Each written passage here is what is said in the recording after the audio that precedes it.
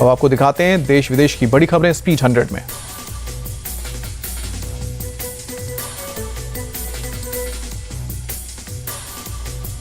Asian games में भारत ने रचा इतिहास, पहली बार 100 मेडल भारत के झोली में। वुमेन्स कबड्डी टीम के गोल्ड जीतने के साथ ही मेडल की सेंचुरी पूरी हुई। ताइवान को हराकर कबड्डी टीम ने भारत को दिलाया 25वां गोल्ड। पीएम मोदी ने लिखा कि एशियाई खेलों में भारत के लिए ऐतिहासिक क्षण, महिला कबड्डी टीम को दी जीत की बधाई। पीएम मोदी ने लिखा कि 10 तारीख को एशियन गेम्स के एथलीट से मिलने के लिए उत्सुक हूं। भारत के लोग 100 मेडल की उपलब्धि से रोमांचित हैं। एशियन गेम्स का आज 14वां दिन। महिला तीरंदाजी कंपाउंड में ज्योति सुरेखा वेन्नम ने जीता स्वर्ण पदक। भारत के ओजस देवताले ने तीरंदाजी में लगाया गोल्ड पर निशाना। अभिषेक वर्मा ने सिल्वर मेडल जीता। महिला तीरंदाजी के कंपाउंड में अदिति गोस्वामी ने भी ब्रॉन्ज मेडल जीता। इंडोनेशिया की तीरंदाज को दी शिकस्त। एशियन गेम्स के मेंस हॉकी में भारत ने जीता गोल्ड मेडल। जापान के 5-1 से करारी शिकस्त दी। भारत ने एशियन गेम्स में चौथी बार जीता है गोल्ड। जीत के साथ भारत ने पेरिस ओलंपिक के लिए भी क्वालिफाई किया। भारत की तरफ से कैप्टन हरमनप्रीत सिंह ने सबसे ज्यादा 2 गोल दागे। मनप्रीत सिंह, अभिषेक और अमित रोहितास ने किए एक गोल। ओडिशा के सीएम नवीन पटनायक ने हॉकी टीम को वीडियो के जरिए बधाई दी। गोल्ड मेडल जीतने पर हॉकी टीम के लिए बधाइयों का सिलसिला जारी। भारतीय हॉकी टीम के कैप्टन हरमनप्रीत सिंह ने पूरी टीम को दिया जीत का श्रेय। कहा कि हम गोल्ड मेडल जीतने का लक्ष्य लेकर ही आए थे। हॉकी के अलावा भारत ने कुश्ती में 3 ब्रॉन्ज मेडल जीते हैं। महिला कुश्ती में सोनम ने 67 किलोग्राम वर्ग में ब्रॉन्ज मेडल जीता। किरण बिश्नोई ने 76 किलोग्राम फ्रीस्टाइल में ब्रॉन्ज पर कब्जा किया। किरण ने मंगोलिया की खिलाड़ी को 6-3 से शिकस्त दी। 57 किलोग्राम फ्रीस्टाइल में अमन सहरावत ने चीन के ल्यू युमिंगू को हराया। अमन ने एक तरफा मुकाबले में 11-10 से हराकर ब्रॉन्ज पर कब्जा किया। तीरंदाजी टीम इवेंट में भारत की महिला टीम ने जीता ब्रॉन्ज मेडल। अंकिता भगत, सिमरनजीत भजन कौर की टीम ने वियतनाम की टीम को 6-2 से हराया। तीरंदाजी मेंस इवेंट में भारत को सिल्वर मेडल मिला। अतनुदास, धीरज और तुषार की तिकड़ी ने हार का सामना करना पड़ा।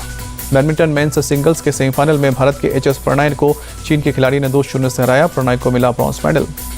ब्रिज के फाइनल में भारत की टीम हांगकांग से हारी। हांगकांग से 2-3-8.1 के मुकाबले 1-2-5-2 के स्कोर से हारी। भारत को सिल्वर मेडल से करना पड़ा संतोष। एशियन गेम्स के स्पेक टाकरा इवेंट में भारत को पहली बार मिला पदक। सेमीफाइनल में थाईलैंड से हार के बाद मिला ब्रॉन्ज मेडल। सेमीफाइनल में भारत और बांग्लादेश का हुआ मुकाबला। भारत ने बांग्लादेश को 9 विकेट से शिकस्त दी। बांग्लादेश की टीम ने पहले खेलते हुए 20 ओवर में 96 रन बनाए। भारत की टीम ने 1 विकेट खोकर हासिल की जीत। भारत की तरफ से तिलक वर्मा ने 26 गेंदों में ताबड़तोड़ 55 रन की नाबाद पारी खेली। कैप्टन ऋतुराज गायकवाड़ ने 40 रन बनाए। दिल्ली शराब घोटाला केस में आप सांसद संजय सिंह से पूछताछ आज भी जारी रहेगी। संजय सिंह का एक और करीबी विवेक त्यागी आज ईडी के सामने पेश हो सकता है। ईडी ने शुक्रवार को संजय सिंह के करीबी सर्वेश मिश्रा का बयान दर्ज किया। सर्वेश मिश्रा से करीब 9 घंटे पूछताछ हुई।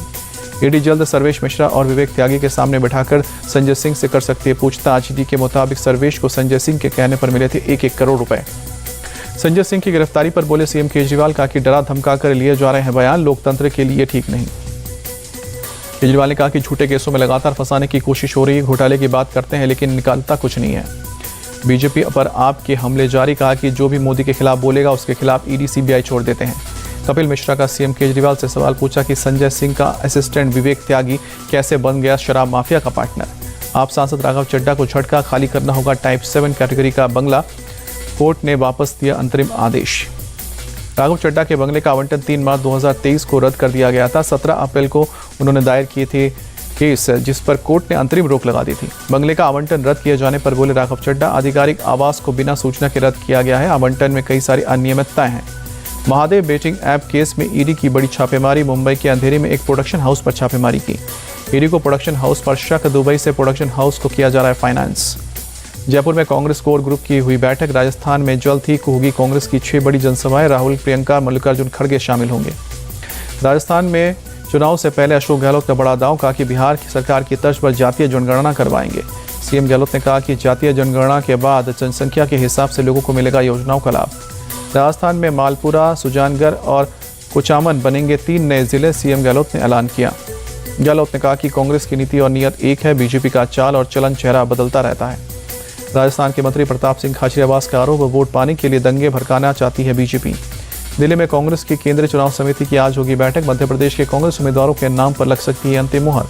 कांग्रेस की पहली सूची में 100 के करीब प्रत्याशियों के नाम की हो सकती है घोषणा। 65 मौजूद विधायक और 15 पूर्व विधायकों को मिल सकती है सूची में जगह। मध्य प्रदेश के सीएम शिवराज सिंह चौहान आज मैहर जाएंगे। नया जिला बनाने के बाद पहला दौरा, माता शारदा का करेंगे दर्शन, एक जनसभा को संबोधित भी करेंगे। शिवराज सिंह चौहान ने डिंडोरी में फिर पूछा जनता से सवाल, मामा को फिर से मुख्यमंत्री बनना चाहिए या नहीं।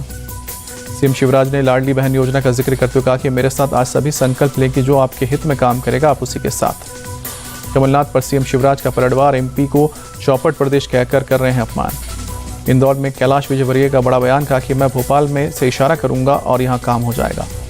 एमपी में पूर्ण बहुमत से फिर बनेगी बीजेपी की सरकार, केंद्रीय मंत्री ज्योतिरादित्य सिंधिया का दावा। एमपी चुनाव में बीजेपी रिकॉर्ड सीटें जीतेगी, केंद्रीय मंत्री अनुराग ठाकुर का बयान। राजस्थान, एमपी समेत 5 राज्यों में पर्यवेक्षकों के साथ सीईसी राजीव कुमार की बैठक, चुनाव की तारीखों को लेकर हुई चर्चा। चुनावी घोषणाओं पर राजस्थान, एमपी और केंद्र को नोटिस। सुप्रीम कोर्ट ने चुनाव आयोग से भी 4 हफ्ते में जवाब मांगा है। असली एनसीपी को लेकर शरद पवार ने चुनाव आयोग को अपना पक्ष रखा, कहा कि गलत दस्तावेज देकर कोई विवाद नहीं बता सकता। शरद पवार के वकील अभिषेक मनु सिंघवी बोले, अजीत पवार ने गलत दस्तावेज दिए, झूठे दस्तावेज से पार्टी पर नहीं कर सकते दावा। दिल्ली में मल्लिकार्जुन खड़गे और शरद पवार की बैठक, इंडिया अलायंस की आगे की रणनीति पर चर्चा हुई। मल्लिकार्जुन खड़गे का पीएम मोदी पर निशाना, कहा कि कांग्रेस की जितनी आलोचना करनी है कर लें, लेकिन गरीबों के अधिकार ना छीनें।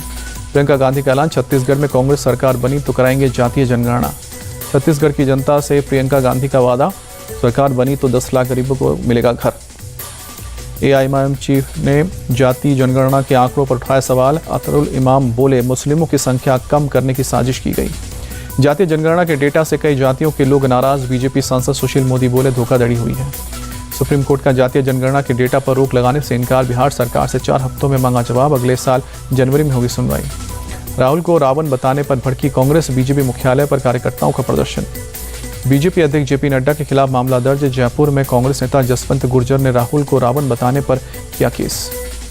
इंडिया अलायंस की वजह से बीजेपी ने बौखलाहट, बीडीपी चीफ महबूबा मुफ्ती का निशाना। महबूबा मुफ्ती बोली, देश में 75 साल में दूसरा गांधी नहीं हुआ, बीजेपी के 10 साल में कई गोट से बन गए। हैदराबाद में जेपी नड्डा का विपक्ष पर हमला, जम्मू कश्मीर से तमिलनाडु तक फैली है पारिवारिक पार्टियां। केंद्रीय मंत्री धर्मेंद्र प्रधान का बयान, इंडिया गठबंधन के खिलाफ ओडिशा से लड़ना चाहता हूं लोकसभा। सहारनपुर के पूर्व विधायक इमरान मसूद आज फिर कांग्रेस में होंगे शामिल, कहा कि मैं फिर घर वापसी कर रहा हूं। बिहार के भागलपुर में नीतीश कुमार की पार्टी के विधायक गोपाल मंडल की बढ़ सकती है मुश्किल, अस्पताल में पिस्तौल लेकर जाने पर प्रशासन ने भेजा नोटिस। अस्पताल में पिस्टल लहराने के सवाल पर भड़के जेडीयू विधायक गोपाल मंडल, पत्रकारों को दी गालियां। तेलंगाना के गृह मंत्री मोहम्मद महमूद अली ने अपने सुरक्षा अधिकारी को जड़ा थप्पड़, सोशल मीडिया पर वीडियो वायरल हुआ।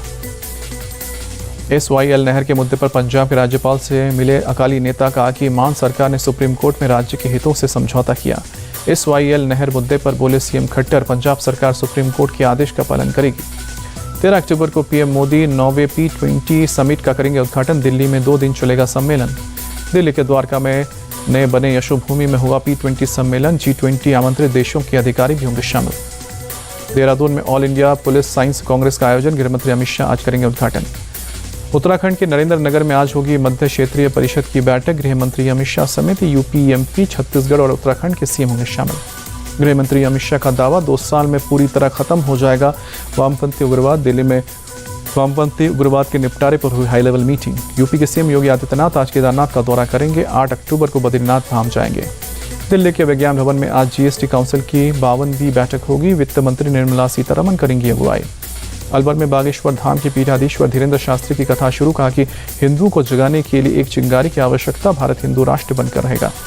सिक्किम में बाढ़ के बाद सामने आई दिल दहलाने वाली तस्वीरें। रंगपोश शहर में सड़कों पर कीचड़ में धंसी नजर आई गाड़ियां। रंगपोश शहर में इमारतों की पहली मंजिल कीचड़ में समा गई। पहाड़ी इलाकों में सड़कें टूट जाने से आवाजाही और लोगों को हो रही है मुश्किल। तीस्ता नदी में बाढ़ का सबसे ज्यादा असर चोंगथांग इलाके में पड़ा, करीब 80% चोंगथांग पूरी तरह से तबाह हो गया। तीस्ता नदी में आया बाढ़ में मरने वालों की तादाद अब 41 तक पहुंची। अब तक करीब 30 शव हुए बरामद, करीब 143 लोग अभी लापता। बाढ़ में लापता सेना के 22 जवानों में 7 की मौत की पुष्टि, 15 जवानों की तलाश अभी जारी। राज्य करीब 13 पुल तबाह हुए हैं। मांगल जिले में 8 और गैंगटॉक में 3 पुल बहे। नेशनल हाईवे 10 को काफी नुकसान पहुंचा। सिक्किम सरकार ने मारे गए लोगों के परिवार वालों के लिए 4-4 लाख रुपए के मुआवजे का ऐलान किया। रिलीफ कैंप में रह रहे लोगों को तुरंत 2-2 हज़ार रुपए दिए जाएंगे। अचानक आई बाढ़ से हजारों करोड़ रुपए का नुकसान, सिक्किम के मुख्यमंत्री प्रेम सिंह तमांग का बयान। पश्चिम बंगाल के वेस्ट मिदनापुर में भारी बारिश के बाद बाढ़ जैसे हालात, रिहायशी इलाकों में नाव से चलने को मजबूर हैं लोग। कांग्रेस सांसद अधीर रंजन से सीएम ममता ने लिखा खत, बंगाल में आई बाढ़ से खराब हुए हालत पर खींचा ध्यान। चेन्नई में भारी बारिश से जल भराव, लोगों को आने जाने में दिक्कत। केंद्र सरकार की तरफ से मिली राहत राशि। उत्तराखंड सीएम बोले, जोशीमठ में तेजी से होगा पुनर्वास का विकास का काम।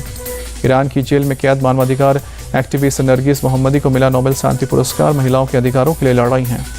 51 साल की नरगिस मोहम्मदी को 13 बार गिरफ्तार किया गया। 31 साल जेल में गुजार चुकी हैं। 154 कोड़ों की सजा भी भुगत चुकी हैं नरगिस मोहम्मदी के पति और बेटे ने नोबेल शांति पुरस्कार मिलने पर जताई खुशी। कहा कि इससे नरगिस की आज़ादी की लड़ाई को बढ़ावा मिलेगा। यूक्रेन के खार्किव में रिहायशी इलाकों पर रूस का हमला लगातार जारी। रूसी मिसाइल अटैक में 10 साल के बच्चे सहित एक महिला की मौत हुई। रूसी मिसाइल से कई इमारतें बुरी तरह से तबाह हुई। खार्किव के गवर्नर के मुताबिक करीब 30 लोग हुए हैं जख्मी। यूक्रेनी राहत कर्मी इमारतों के मलबे को हटाने में जुटे। मलबे में और लोगों के फंसे होने की आशंका। यूक्रेन के राष्ट्रपति जेलेंस्की ने रूसी हमले को बताया अमानवीय। सर्दियों में नागरिकों की सुरक्षा पर चिंता जताई।